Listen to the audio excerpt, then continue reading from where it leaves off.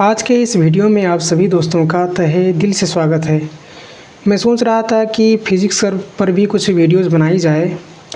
तो फ़िज़िक्स में mainly basic math से मैं शुरू करने की कोशिश करूँगा।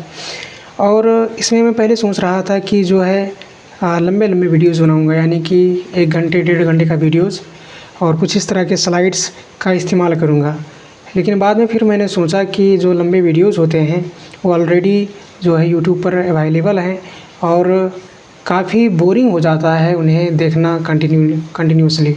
और जब छोटे छोटे पार्ट्स में होते हैं तो उन्हें आप आसानी से देखते हैं और उसके बाद में वो जल्दी से जब ख़त्म हो जाता है फिर से दूसरा देखने का मन करता है।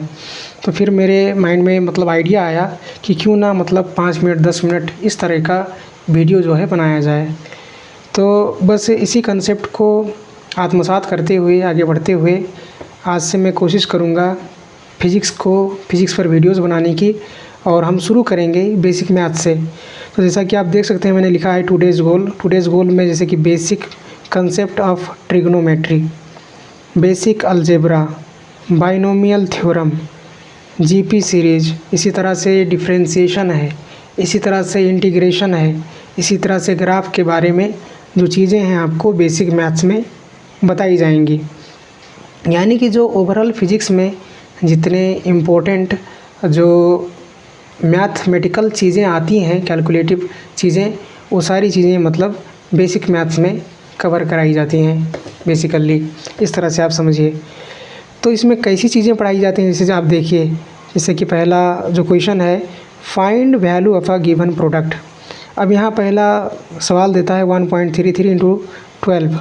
जाहिर सी बात है, अगर आपको इसे जो है निकालना हो, प्रोडक्ट निकालना हो, तो आपको काफ़ी मुश्किल होगा तुरंत निकालने में। और नीट जैसे एग्ज़ाम में या फिर जनरली कभी भी आपको अगर निकालना हो तो जितना हो सकेगा आप कोशिश करेंगे कि उसे कम से कम टाइम में निकालें। तो अगर इसे इस तरह से अगर आप निकालने की कोशिश करेंगे तो काफ़ी टाइम कंज्यूमिंग बन जाएगा। तो क्या ये आसान हो सकता है? बिल्कुल हो सकता है। अब यहाँ देखिए 4/3 अगर लिख दिया जाए 1.33 के ठाव पे, और इसे इंटू 12 किया जाए तो ये आपका 3 चौक 12 4 चौक 16, कितना आसानी से ये आंसर आ गया। यानी कि 1.33 को 4/3 लिख सकते हैं फ्रैक्शन के फॉर्म में, और इससे आपका जो कैलकुलेशन होगा आसान हो जाएगा। बस इसी तरह से देखिए। अच्छा, ये सब वैल्यूज़ को आपको याद करना पड़ेगा। जैसे कि आप याद करिए 1.33 4/3, 1.33 4/3, 1.33 4/3। इस तरह से आप इसे बार बार प्रैक्टिस करिए। जैसे अगले सवाल की तरफ पढ़ते हैं, 16 × 0.25। अब इसे तुरंत अगर निकालना हो तो काफ़ी आपको मुश्किल महसूस होगा, लेकिन यहाँ देखिए 16 × 1/4 है, 4 चौका 16, आंसर 4 आपके सामने आ गया। यानी कि 0.25 को हमने 1/4 फ्रैक्शन फॉर्म में लिख दिया। ऐसे ही अगले सवाल में देखते हैं 30 × 0.67। तो अब इसे तुरंत अगर निकालना हो तो मुश्किल होगा, लेकिन 30 × 2/3 अगर लिख दिया जाए तो 3 तिरका 3 × 3, यानी कि 10 यहाँ से बचेगा काटने के बाद, 10 × 2 20, कितना आसानी से आंसर आ जाता है आपका। तो 0.67 यानी कि 2/3 होता है। इसे आपको याद करना है। 18 × 0.33। अब इसे तुरंत अगर निकालना हो तो फिर से आपको काफ़ी मुश्किल होगा। इसे अगर आप 18 × 1/3 अगर लिख देते हैं 0.33 के ठाव पे, तो ये काफ़ी आसानी से 3 छक 18, 6 1 6, कितना आसानी से आपका आंसर आ गया। बस इसी तरह 0.75 है × 16 अगर करें तो आपको मुश्किल होगा, लेकिन 0.75 के ठाव पे अगर 3/4 रख दिया जाए तो आपका बड़ा आसानी से आंसर आ जाएगा। एक यहाँ मिस्टेक ये है कि 4 चौका 16, 4 जो बचेगा, 4 तियाँ 12 होना चाहिए था, यहाँ मिस्टेकली 4 मैंने लिख दिया है। आप इसे करेक्ट कर लीजिएगा। बहरहाल आपको समझना है सिर्फ ये कि 0.75 के ठाव पे आप 3/4 लिख सकते हैं। ऐसे ही 18/0.33 है, और इससे आपको अगर डिवाइड करना हो तो जाहिर सी बात है कम टाइम में डिवाइड करना काफ़ी मुश्किल होगा आपके लिए, लेकिन 18/1/3 अगर रख दिया जाए और 3 ऊपर जाएगा तो कुछ 18 × 3 इस तरह से लिखा जाएगा। अब आप आसानी से इसका वैल्यू निकाल सकते हैं, जो कि 54 आएगा। ऐसे ही एक और एग्जांपल देखते हैं, टाइम ऑफ फ्लाइट ऑफ बल।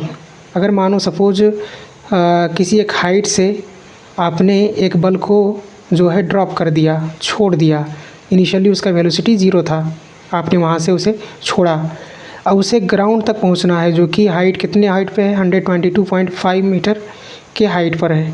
तो आप जाहिर सी फार्मूला लगाएंगे जो है S is equals to U T plus half A T square.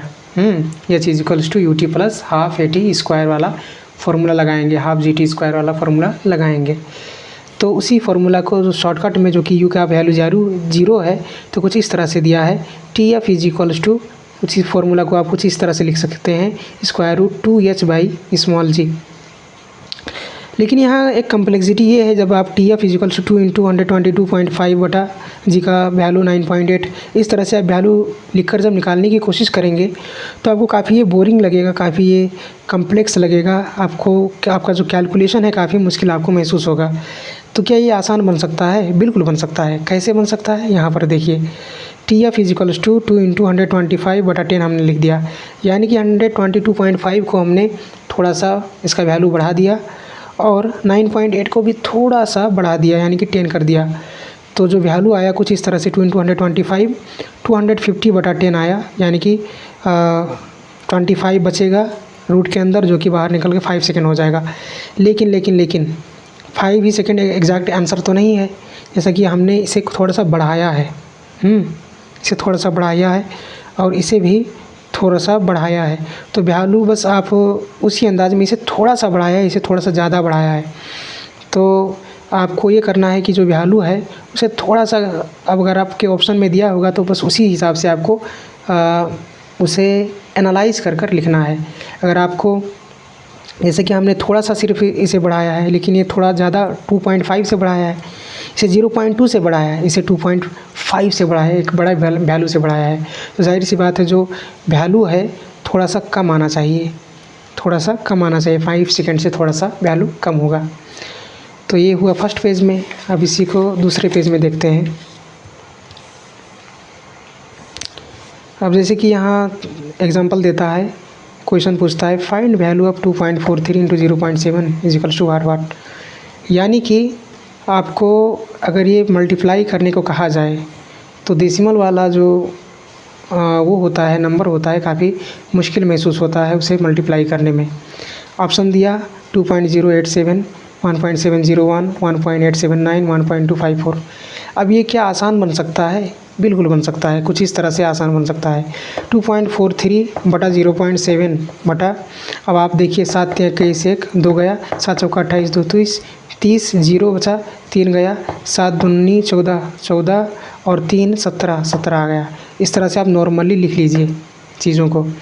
अब यहाँ आप देखिए कि ये 2 डेसिमल यहाँ पर मौजूद हैं, 2 डेसिमल पॉइंट्स, और यहाँ पर 1 डेसिमल पॉइंट।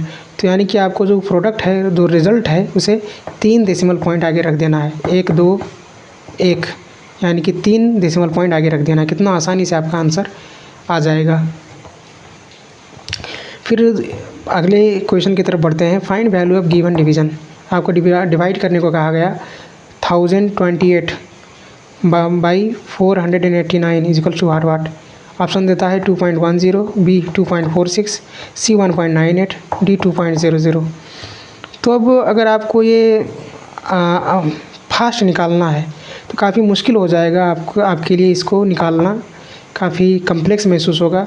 तो क्या ये आसानी से हो सकता है? बिल्कुल आसानी से हो सकता है। जैसे कि 1028 को अगर हम 1000 में कन्वर्ट कर दें, 1000 मान लें, और 489 को हम थोड़ा सा बढ़ाकर 500 मान लें, तो 500 2 ज़ा 2, 1000, यानी कि 2 हमारा आंसर आ जाएगा।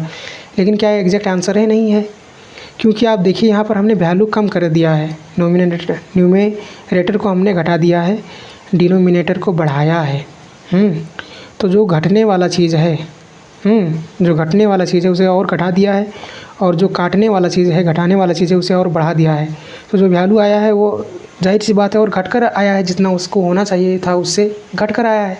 तो थोड़ा सा हम बढ़ाएंगे तो इसका जो अप्रोच, अब बहुत ज़्यादा तो नहीं घटाया है, बहुत ज़्यादा इसे नहीं घटाया है, या फिर इसे भी बहुत ज़्यादा नहीं बढ़ाया है। तो हमारा जो अप्रोक्सीमेट वैल्यू होगा 2.1 के आसपास में आ जाएगा। इतना आपको ज़रूर सोचना पड़ेगा और बाकी आपका आंसर बहुत आसानी से आ जाएगा। फिर से एंगल की बात करते हैं। तो एंगल अलजेब्रिक फंक्शन के फॉर्म में भी हो सकता है, ट्रिग्नोमेट्रिक फंक्शंस के रूप में यानी कि रेशियो फार्मूला के फॉर्म में भी हो सकता है। अब अलजेब्रिक फॉर्म में कैसे होता है, थीटा इजिकल्स टू आर्क बटा रेडियस, ये अलजेब्रिक फॉर्म का एंगल है। अब ट्रिग्नोमेट्रिक फंक्शन या फिर रेशियो फार्मूला के फॉर्म में कैसे होता है, तो जैसा कि आप देखिए sine theta equals to P by H, cos theta B by H, tangent theta P by B, इस चीज़ों को आपने स्कूल में ज़रूर पढ़ा ही होगा। Cosec theta equals to S by P यानी कि sine 1 by sine theta, sec theta equals to S by B यानी कि 1 बाई कॉस थीटा, ऐसे ही कॉट थीटा बराबर 1 बाई टेंजेंट थीटा। अब आप यहाँ पर देखिए तो ये सब क्या हैं, ट्रिग्नोमेट्री फंक्शंस हैं। अब ये जो एंगल होता है राइट एंगल ट्रायंगल में, उसके जस्ट आगे वाले साइड को ही परपेंडिकुलर कहते हैं, पी कहते हैं। उसके नीचे वाले को ही बेस कहा जाता है, बी से रिप्रेजेंट किया जाता है। और इस 90 डिग्री के जस्ट अपोजिट में जो साइड होता है उसे ही हाइपोटेन्यूज कहा जाता है। और इन्हीं साइड्स के एंगल्स को कुछ इस तरह से लिखा जाता है, तो इन्हें ट्रिग्नोमेट्रिक फंक्शन कहा गया है, रेशियो फार्मूला। अब अलजेब्रिक फंक्शन में अगर देखा जाए तो एक सर्कल है जिसका सेंटर ओ है, रेडियस कैपिटल आर है। इस सर्कल का एक आर्क आपने लिया ए बी को, आर्क ए बी, जो कि सेंटर में थीटा एंगल सबटेंड कर रहा है, बना रहा है। तो आप इसके रिलेशन को कैसे याद करेंगे, तो जैसे कि arc इजिकल्स to R by theta, क्या ये सही है गलत है?